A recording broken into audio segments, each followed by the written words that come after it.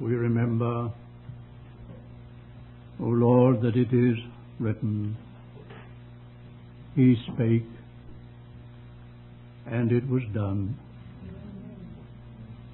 He commanded, and it stood fast. By the word of the Lord were the heavens, the earth created. Our prayer, Lord, is that Thou wilt speak acts, that Thy word may be Thine act, not just words, Lord, but words of power, divine fiat, by the word, something done. Make it like that, even now, in the name of the Lord Jesus. Amen.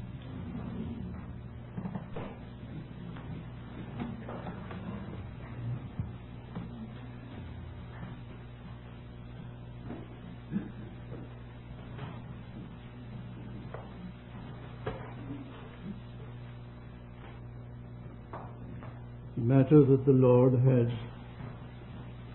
laid on my heart for these morning first sessions is that of what has come to us and what we have come to by the coming of the Lord Jesus. For this present hour, I just want to lay down two fragments of Scripture around which we shall move at present. The first is in the Old Testament, in the first book of the Chronicles. First book of the Chronicles, chapter 12.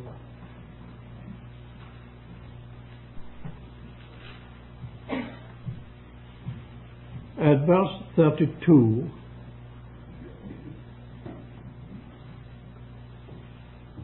and of the children of Issachar, men that had understanding of the times, to know what Israel ought to do. The other is in the New Testament, the letter to the Hebrews, chapter 1 and verse 1 and 2. God, having of old time spoken unto the fathers in the prophets by divers portions and in divers manners, hath at the end of these days spoken unto us in His Son. Knowledge of the times at the end of these times hath spoken in His Son. Or, as you see, in Son, Son-wise.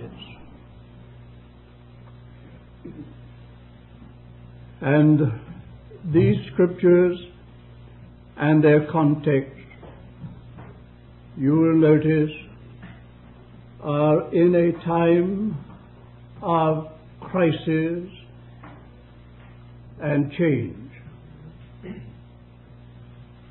Very big crises, very significant change. In the letter to the Hebrews, the reference to the end of certain times and the introduction of other times represents a tremendous crisis, what Dr. Campbell Morgan called the crisis of the Christ. Sorry he stole that wonderful way of putting it. I'd like to have been the originator of it. But that is what it is that is before us, the crisis of the Christ, which is, of course, the crisis of the dispensations. And then the Hebrew letter brings us to the crisis of our own time. Not only the great general movement from one regime to another, but the specific application of that movement to our own time. And as in the setting of the passage in Chronicles,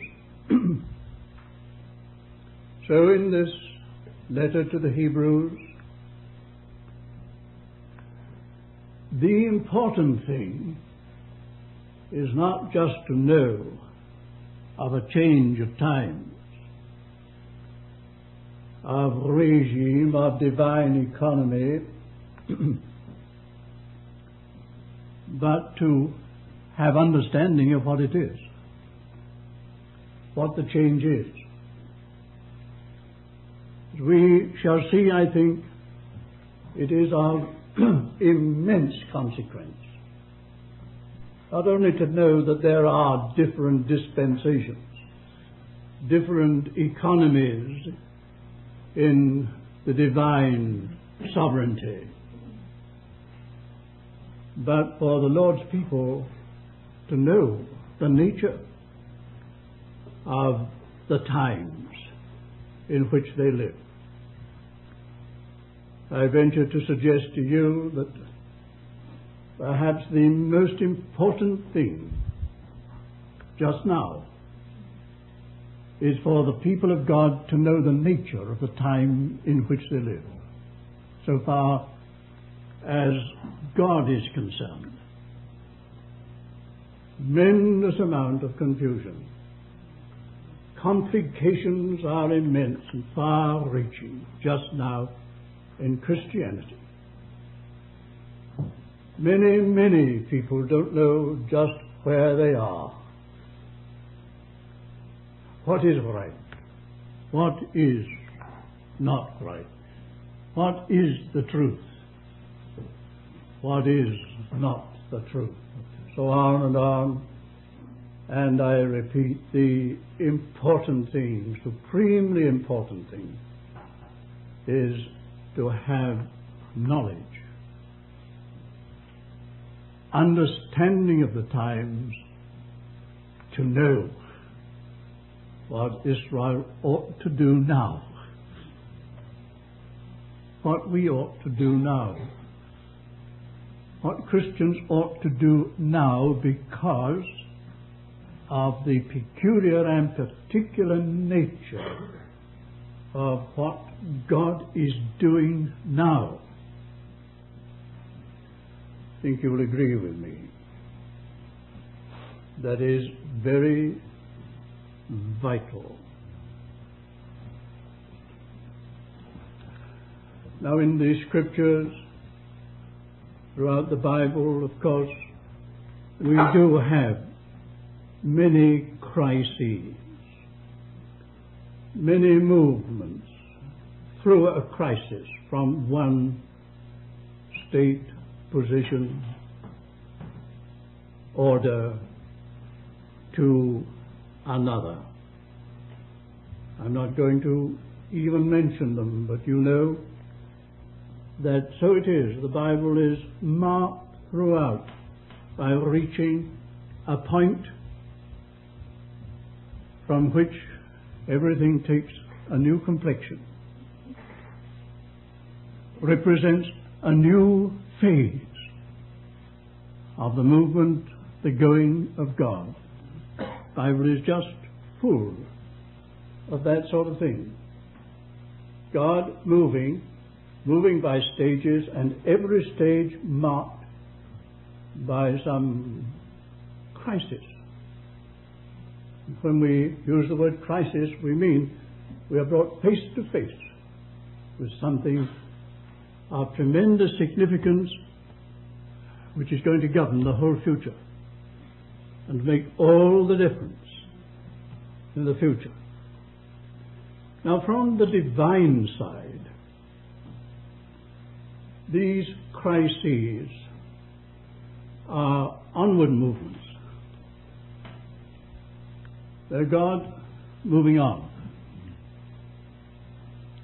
From the human side, they are God moving back. Because things have deviated on the human side. Things have gone off the direct line of God, and other things have come in which God never fully intended. If He intended them at all, they were not in His original pattern. There has been deviation. So that a crisis arises which has this twofold, meaning God is going on, but in order to go on, He must bring back. He must take His people back to the point from which they departed. And that is exactly where we are. God is going on. He is not giving up. He is not defeated. He is not having to revise His program. He's going on. But from the standpoint or side of His people, He's having to pull them back. So look here, you have gone off the line. You have moved away from my intention. You have deviated. You must come back to the point and pick things up again with me. I'm going on. If you want to go on, you must come back and rejoin me at the point where you deviated. I think that is perfectly clear. The two aspects of any crisis are always theirs. And the crisis is therefore one perhaps and very often of leaving an entire regime, what I have called economy, order, development, leaving it in its entirety and leaving it behind. And moving with God in a new entirety, on new ground, to what is wholly and originally exactly according to His mind. These are things involved in these crises. This is the method of God.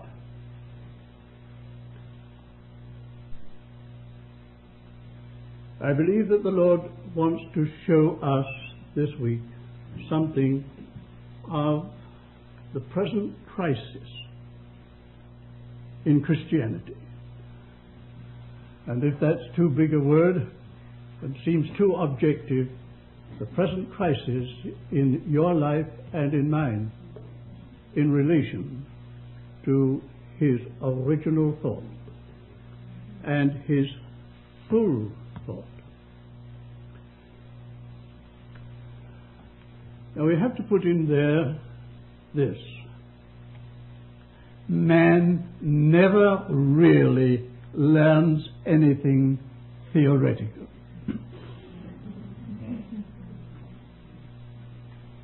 You are not going to learn anything by volumes poured out upon you in words from this desk this week. That sounds pretty hopeless, doesn't it? Then why come here? Why you men talk to us? No, you're not really going to learn anything by all this. I say really learn. Man never really learns anything only by experience. Take that in, underscore it. God knows that, and that is why God is so practical. That is why God will take years and years, centuries, 3,000 or 4,000 years, governed by this thing, that men don't learn by what they're told. They only learn by experience. That is, they've got to have a history with God, under the hand of God, before they'll learn anything. You think you know something? How do you know it? How have you come to know it? By attending conferences? No, there can be a terrible tragedy along that line. I know definitely of people who have had the fullest teaching for many years, 20, 30, 40 years, who could hardly have more than they've had, and at the end have jettisoned the whole thing. Wash their hands of it. They know it all, they say. We know it all. They're all that. You can't tell us anymore. All right? All right? So you may come here year after year and think you know. Well, how do you know?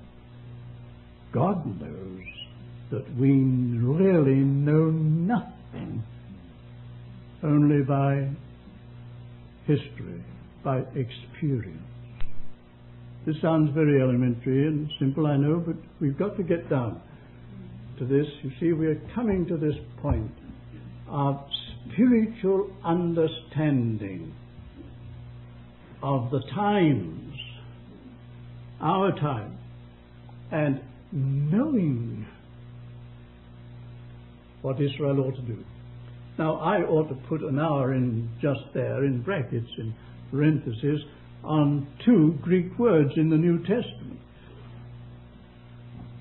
I took the trouble to go through the New Testament with these 2 Greek words.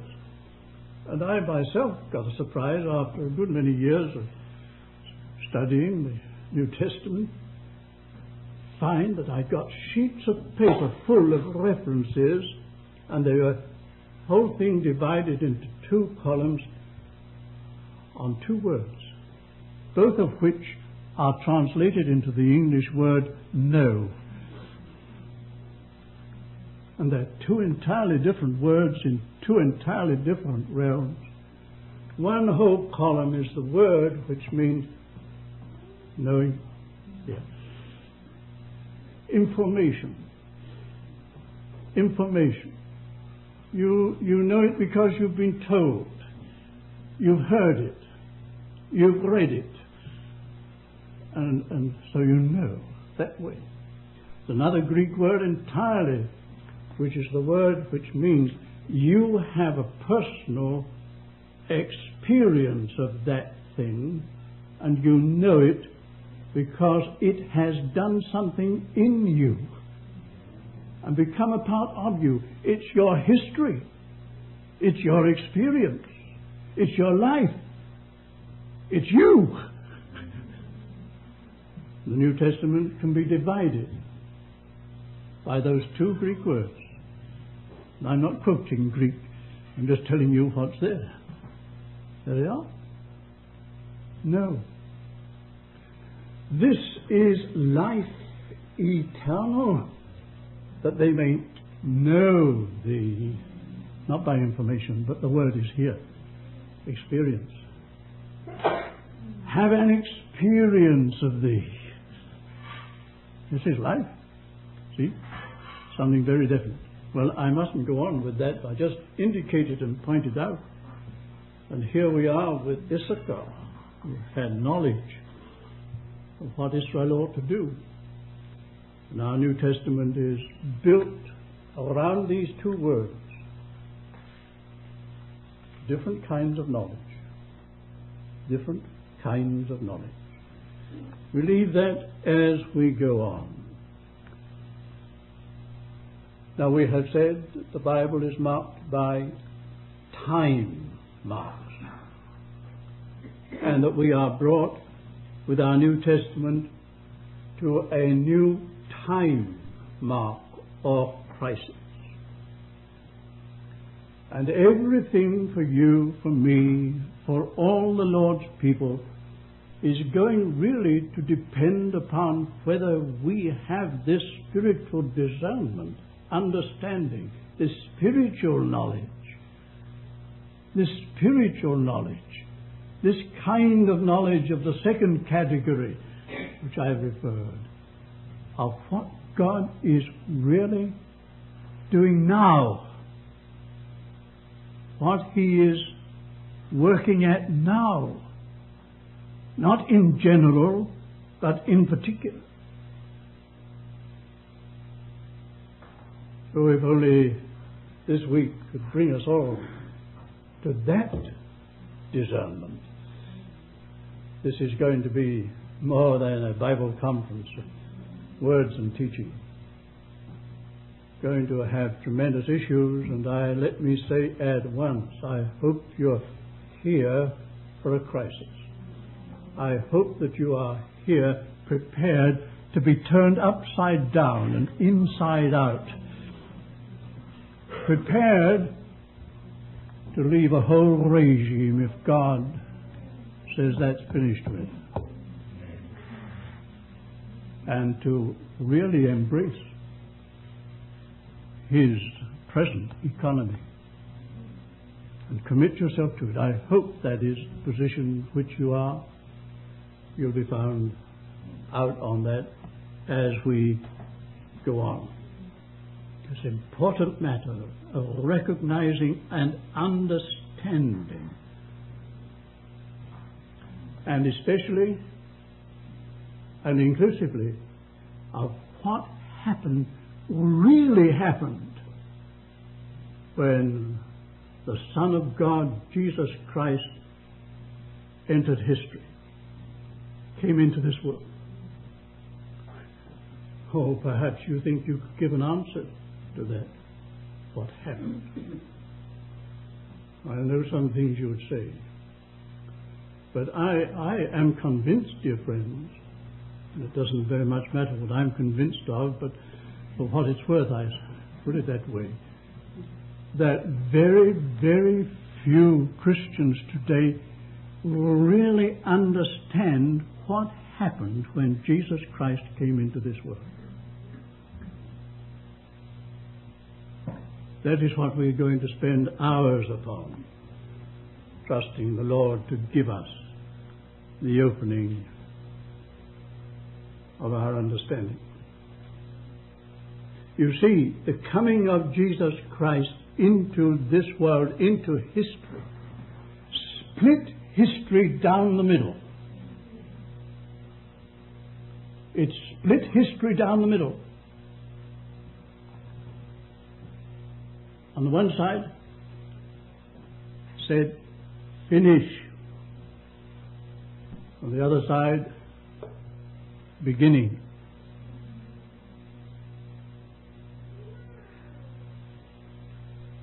Great, great, immense divide was represented by the entering into history of Jesus Christ. We've got to understand that divide.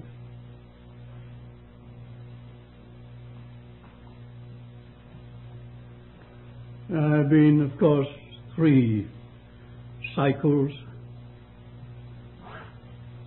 in relation to him.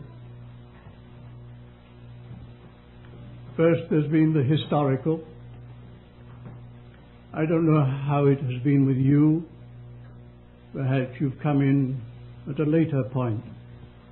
But I remember that when I first came to the Lord and became interested in the things of Christ, it was the time when everything was being made of the historical Jesus. The books that were being most read were those classics of the life of Jesus or the life of Christ. Some of you know Dean Farrar's Life of Christ and all those things. The Jesus of Palestine, the Jesus of Bethlehem, of Nazareth, of Capernaum, Jesus of Jerusalem, Jesus of the mound outside Jerusalem called Calvary, Jesus of Gethsemane, the Jesus of the 3.5 years or the 30 years, Jesus of history. Everybody was interested in that. They watched him walk and go and speak and act here and there and everywhere, and it's all written up as the life of Jesus. Well, that's what engaged us. Nothing wrong, of course, with it. Quite good. I expect some of you are still reading Lives of Christ on that level. That was a phase, and maybe a phase still. But then there came a change, and we passed into what we might call the theological or doctrinal Christ. After that, all this arose about the person of Christ, the virgin birth, the deity, Godhead, and all what is called the fundamentals of the faith of Jesus Christ, the theological and doctrinal. And my word, what a phase it has been. What a tremendous battleground the person of Jesus has been. 2 phases. I wonder whether this second phase is passing. Of course not with some. With many, it's everything. Nothing wrong with that, of course. I'm not here saying it's wrong to be occupied with the person, the deity, the eternal sonship, the virgin birth, and so on of Jesus. Nothing wrong with that. That's all right. You have to have that. But get over it. Get over it. Sooner or later you'll have to get over it. It just won't do the thing. I was on the verge of saying it won't do the trick. It just won't get you through. Your theology is not going to get you through. You move into a realm of such terrific spiritual conflict that your very faith will be struck at its roots. It may be shaken after all that you know in that way, and not stand. People are not going to really get through the final crisis on theology, on Christian doctrine, though it may be fundamental. Not going to get through it. Now, there's your 2 phases. They may run concurrently, or they may be more or less defined as periods. But there's another one, a third one, which is the ultimate, which is the supreme. It's about that we're going to speak. I'm not going to mention it now. We shall spend hours on that. Shall I, just to save you? It's the spiritual phase. See, you can have the historical and you can have the theological without the spiritual. And though you may have all that and not have the spiritual, you're not going to survive. You haven't touched the real heart and core of the great divide, the great change that has taken place with the coming of Jesus Christ. It's the spiritual life of Christ that matters, not the historical. It's the spiritual understanding of Christ and not the theological that matters. Well, if you don't understand that, hold on for a day or two, and we'll be getting nearer as we go along. Well, these three phases are clearly recognized, are they not? And we have come now to the last, the spiritual, the revelation of Jesus Christ inwardly by the Holy Spirit. Supreme. Absolutely essential. Indispensable. And I said, God, when He moves, and He is moving now on this line, if you can discern, on this line, He, of course, is moving onward, but He's moving backward. And if you get hold of that last thing that I have just said, you will see how true it is, how God is moving back in order to move on.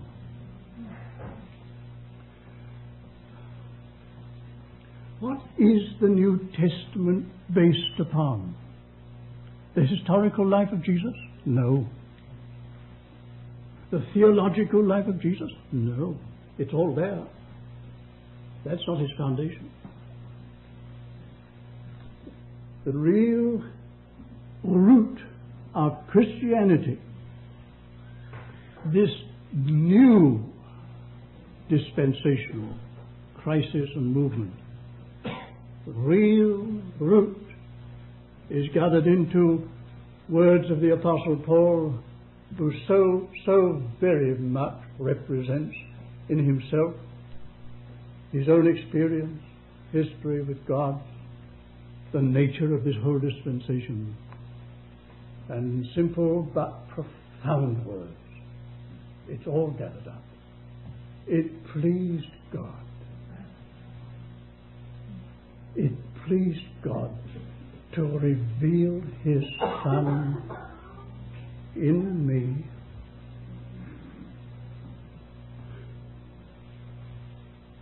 Something more than the Damascus Road objective experience. That was just the turning point in the great crisis. That was the impact upon him of a meaning which was to begin then and unfold through all the rest of his life. It pleased God to reveal His Son in me. That's it. Not to me, in me. What he later wrote, quoted here last night. God of our Lord Jesus Christ, Father of glory, would give to you a spirit of wisdom and revelation in the knowledge, our word, our second category word, but with a prefix, in the full knowledge of Him. A spirit of wisdom and revelation in the full knowledge of Him, of Christ. That's inward. That's inward. Right deep down at the very source and center of our being, God has made us to see and to see the significance of His Son, Jesus Christ. Out of that Christianity comes true Christianity. And anything less than that is dangerous Christianity. Dangerous for the individual concerned and dangerous for the church. This is what I mean by the spiritual crisis, the spiritual aspect. Above and beyond and more than the historical and the theological or the doctrinal, spiritual revelation of Jesus Christ within. That's it. And the Lord alone can do that. As Paul had to pray to the Father of glory to do it. But it can be done. And it can be done here. It can be done so that we go away saying, I have seen. I have seen. I can never be the same. A whole regime is left behind. An entirely new order has come in for me. I'm out of something, and I'm in something else. I have seen. And I have seen Jesus Christ. The focal point, dear friends, of the message that I have to bring to you. Now, the Bible, let's get back again onto larger lines, and I must keep this enemy in view, much as I dislike him.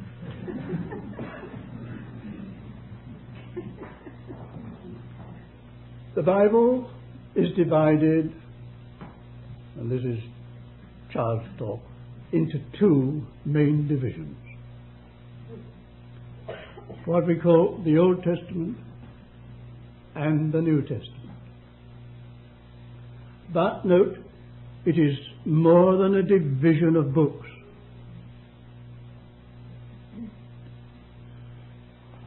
Genesis to Malachi comprising so many books, one half of the Bible.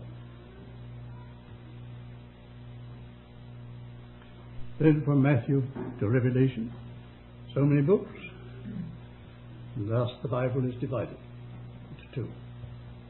Oh, but it's much more than a division of books. It is this great divide, this great spiritual divide.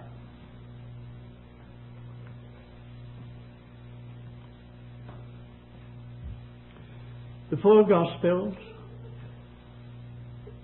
what do they really mean? When you've stood back, ask the question, what do they represent? Well, there are two things I'm going to say about it. First of all, they introduce the person who himself is the crisis. The person who is himself the crisis, and brings in and precipitates the crisis and changes the dispensation in its entirety. They've introduced the person who does that, and who is that? The crisis of the Christ. But you notice, of course, commonplace, that all the four Gospels, while differing in details of content, some containing what others don't, and so on, having their own differences. All four Gospels head straight, direct, up to the cross. And every one of them has this characteristic in common. Whatever other differences there may be, they all have this in common, that they end with the cross. The person of the crisis is introduced, and the crisis itself is the crisis of the cross. The cross is the crisis of the change that has come in with the person. Be patient as we move on. And this is what it amounts to. Here is the person. Here is his earthly life, walk, work and teaching. But none of that can become of any value to anybody until the cross has been planted over it all. You can have all that is about the historic Jesus and the theological Christ, and nothing matters. Nothing will happen until all that is in those Gospels is brought right up to the cross. And the cross makes effective the crisis of the person. You see that? Lay hold of that. So that the result and the issue is this, that really between the two divisions of the Bible, between the Old Testament and the New Testament, right there is the cross. Right there's the cross. You've got to put the cross between Malachi and Matthew, so far as books are concerned. Put it right there. Because on the one side of the cross, all that goes before and leads up to Malachi, so far as books are concerned, I'm not speaking about the chronological order, so far as the arrangement is concerned, all that has been in that from Genesis to Malachi, on that side of the cross says, no more. No more. No. Finished. That's done with. The other side of the cross. What? Yes. All things new. I haven't got a bit of bronchitis.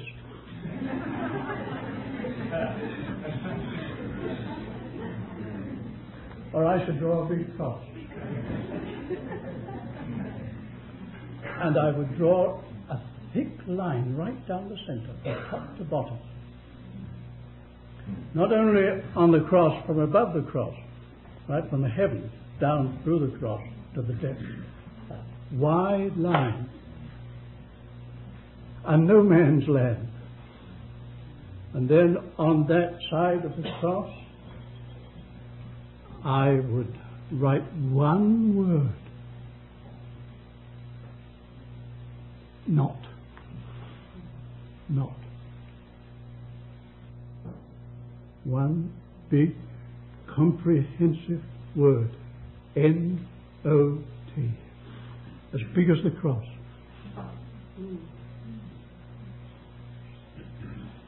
On the other side of the cross, the onward side, not the backward side, the onward side, I'd put one other word.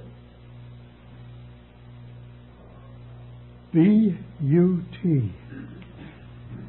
But, not but. Now, dear friends, I've said something that can take up all your time for the rest of your life. Do you know those two words are two governing words throughout the whole of your New Testament? If you like now to make a very closely analytical study of your New Testament in the light of this, and underline every occurrence of those two words you'll have an immense new comprehension, revelation of the meaning of Christ and of the difference that He has made, of the great divide, and of what we're in. Not, but I dare not launch out onto it. It applies to everything. How much dare I say, without being involved in this fellow? It applies to, it is made to apply to the very beginning of Christian history in the individual. Open your Gospel by John. Where are you at once? Which were born not of the flesh, not of bloods, not of the will of man. Here's your big not at the very beginning. But of God. Not but. Now, if I went on to show you how it applies to everything in the New Testament, we're going to come to it later on in some particulars. But here we are. That cross with its great divide in the center, looking backward over all that has been right up to that point, and saying not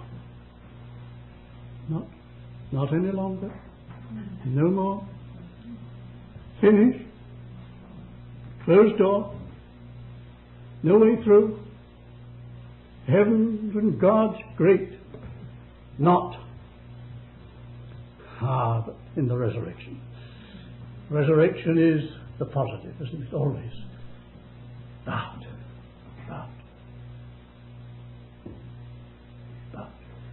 Now, neither is only another word, isn't it? For not, neither is circumcision anything or uncircumcision. But a new creation. So you could go on. It's just wonderful how those two words open up everything and give us an insight into what has come to us and what we have come into with the coming of Jesus Christ. This great division with the cross there between the testaments. The end of Malachi, which is a tragic, tragic book of the failure of everything in the past. In the beginning, Matthew, hope, light, life, everything fresh, new. The great but of a new order of things. The end of a system. And the beginning of an entirely new one. The cross of the Lord Jesus has written these two words large over the whole history, covered by the Bible. Covered by the Bible. The Bible is intended to comprehend human history. And human history comprehended in these two words, not. But. There is something here that I must say that I think may be helpful. Hope it will be. You see,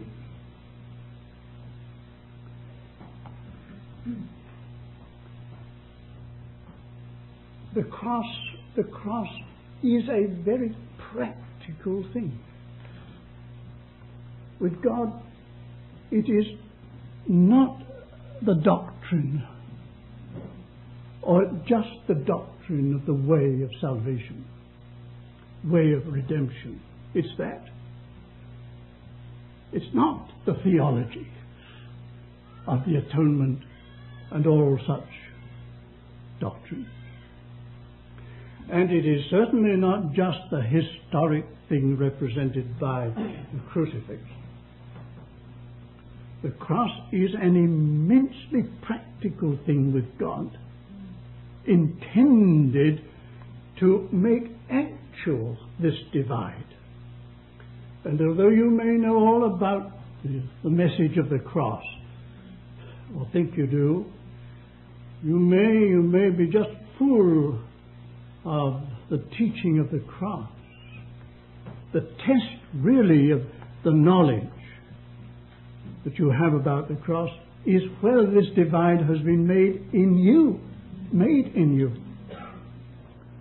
That the cross has resulted in the leaving behind of one entire regime and system and order.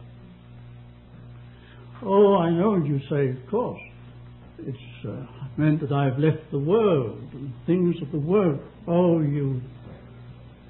that's almost nonsense to talk like that. You don't know what you've got to leave behind. But you will learn under the hand of God what the cross means about the elimination, the moving away, further and further away. We're coming to that in Hebrews. I'm battling all the time not to overtake too much. But you'll come, we're going into this letter to the Hebrews, and you'll come to a phrase which of course you know. Let us therefore go to him without the camp, bearing his reproof.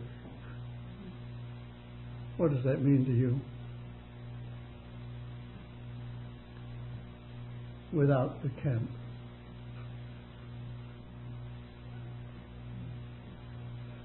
It takes a lifetime to learn what that means. And it means going through some literally terrific, devastating experiences of our soul life.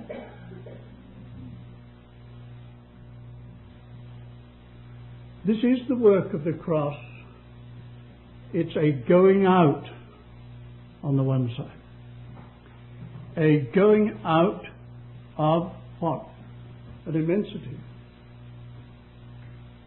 But it's to him. Oh, it's to him.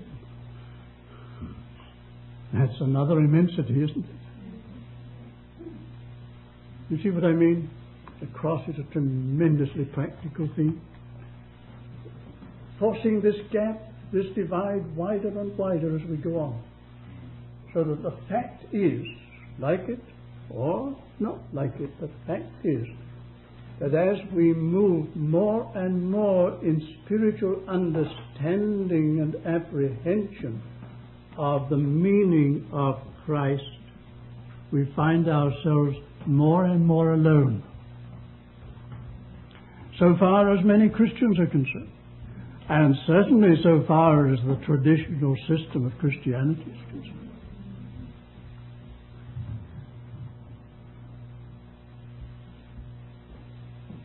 Well, now, to bring this, which is only preparatory, introductory, to a close, let me say again, coming back to the starting point, progress in the life and purpose of God with which this letter to the Hebrews has to do in its entirety. You know that, don't you? Let us, what? Let us, that's one of the key words, key phrases to the whole letter. Let us. I know you've gone too far, brother. You said, let us go on. Yeah, you've gone too far. Wherefore, let us leave. That's the first letter, let us. Wherefore, let us leave. Let us beware. let us go on.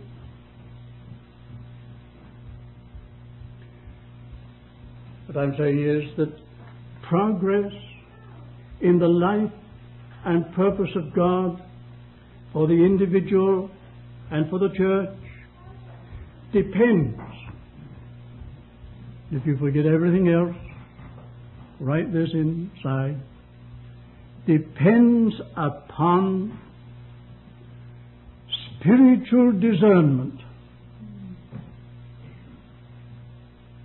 Spiritual discernment. This kind of spiritual knowledge and understanding as to the nature of this great change that has come in with the Lord Jesus. Discernment of it. Now, if you go back, and we will for a moment, go back to our Old Testament passage, 1 Chronicles 12, look at the chapter, don't you? Have you scanned the chapter? It's a new movement, isn't it? It's a crisis. A turning point. David is out there outside the camp. He's outside the camp. He's in the wilderness. He's in his cave. And now there are coming to him men of all the tribes, or of many of the tribes, just nuclei, just a few, kind of remnant of Israel, coming to him outside the camp, and they are described as their various characteristics: men of valor, of courage, men of strength, great strength, men of ability to make war, men who are committed with all their might, for it says they came with a perfect heart. Very good. And so that all these coming ones who are falling away to David are characterized by these things. And then right there, this change of complexion, it looks like a different category. Men of Issachar who had knowledge of the times, understanding of the times, and knew what Israel ought to do. Right at the heart of this return movement, this new movement of God, which is a recovery movement, right at the heart of it, there is put this contrasting, almost striking thing. Men who had understanding of the times and knew what Israel ought to do.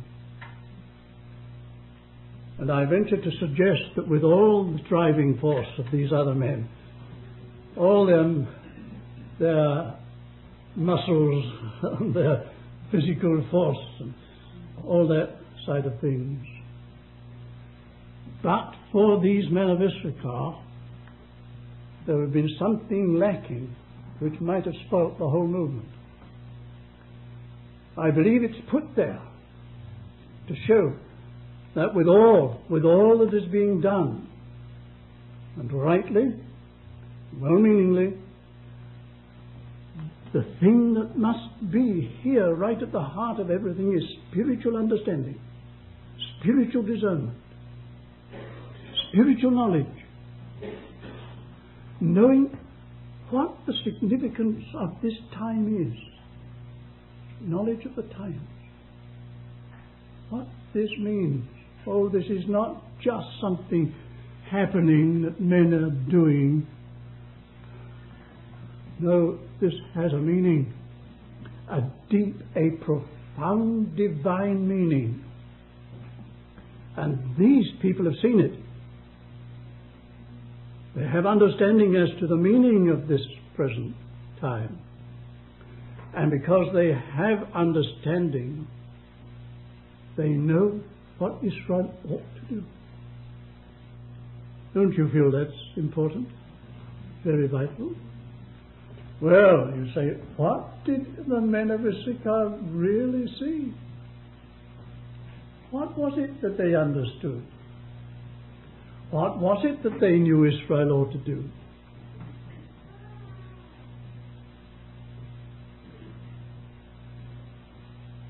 Pause and think.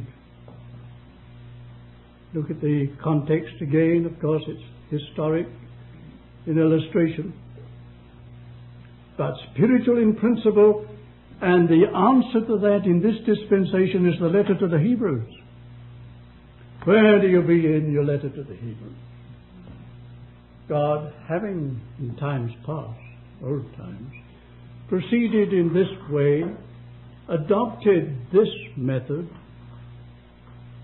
finished with those times, at the end of such times and methods, spoken in His Son, whom He appointed heir of all things. We've come to David. God's chosen, sovereignly chosen, God's elect, God's appointed, God's intended ruler, God's principle of heavenly authority amongst the Lord's people. All that David means. They knew that Israel ought to turn back to David and put David in the place for which he has been anointed of God. Well, that's simple, isn't it, in language? Don't forget, it represented something. You've still got Saul alive, you know. You've still got the old regime of Saul. He's not dead yet. He has his 40 years run. And my word, what a problem for Israel. God's man, anointed man, is not in his place fully. It's on the way there. But this is God's way. Turn over to your letter to the Hebrews, and there you are. What is the movement? The final movement, the full movement, which embraces all the parts, the fragments, comprehends all, and makes everything final. Fullness and finality are the words to write over the letter to the Hebrews. It's a Christ movement with spiritual understanding of what He is, who He is, what He represents in the universe of God. The spiritual apprehension of Christ. Oh, the words sound so feeble, don't they? So feeble. Perhaps familiarity robs them of their strength and point. But, dear friends,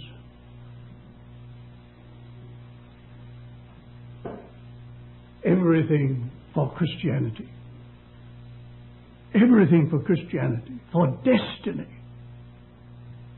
depends now upon an adequate apprehension of the meaning of Jesus Christ in God's order of things.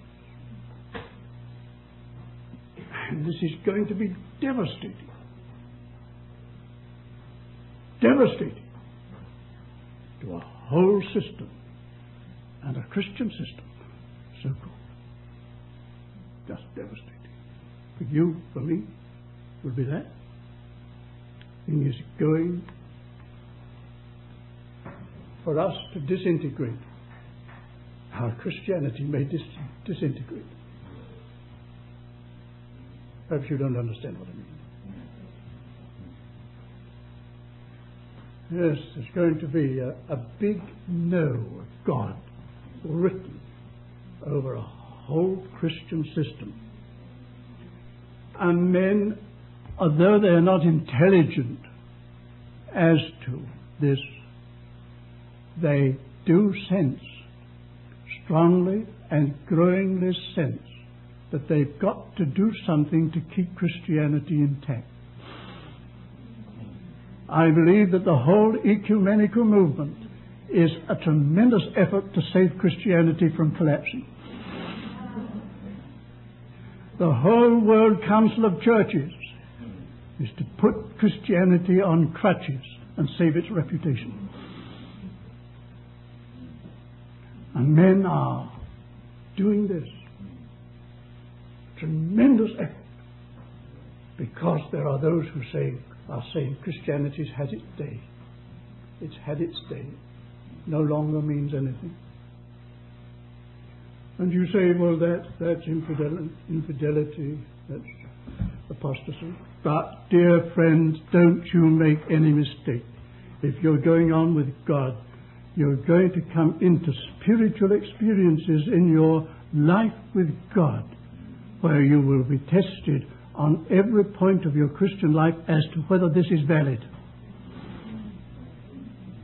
as to whether this will stand up to the situation, whether this is going to get me through. Yes? On the things that you believe most strongly and think you know most fully, you're going to be tested. Don't make any mistake about it. Time may come when in your life you'll be tempted to question the very deepest realities of your past conviction.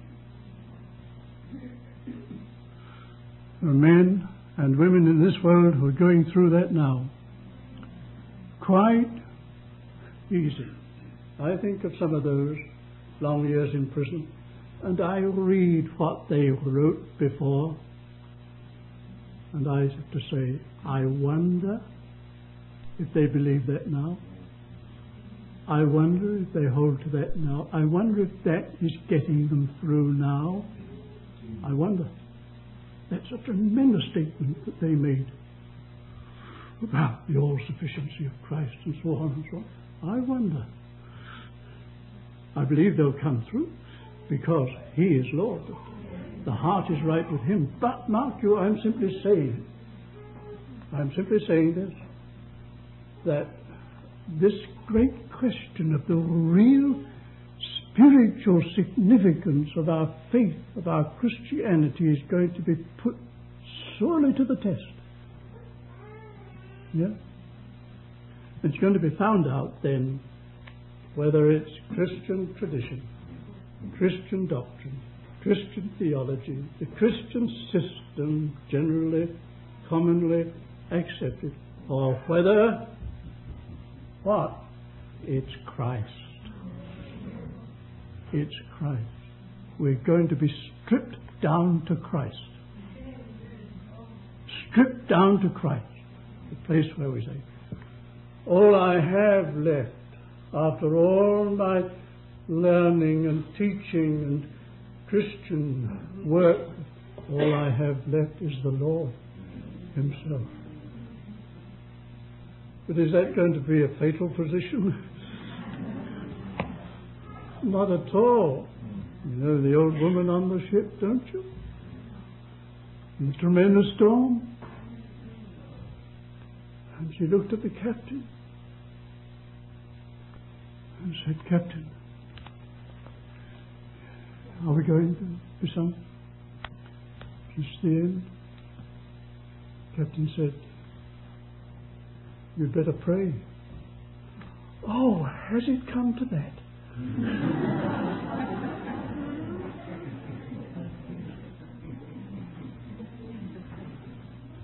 Yes, we'll be wrecked on Christ.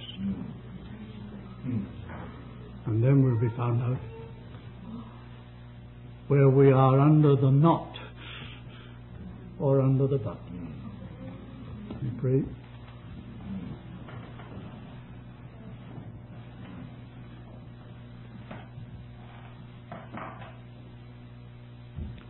Now, Lord, for Thee it is to interpret, explain and apply, and give the understanding. our reaction to it all is, this flesh cannot. This flesh cannot. We in ourselves cannot. We know it. But Thou art sufficient. Our hearts are open to Thee, Lord.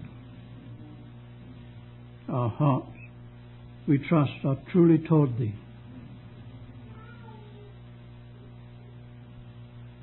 Make use of this feeble ministry to give us interpretation of future experiences, of Thy dealings with us, Thy strange ways. O Lord, open our eyes and give us spiritual understanding. We ask in the name of Thy Son. Amen.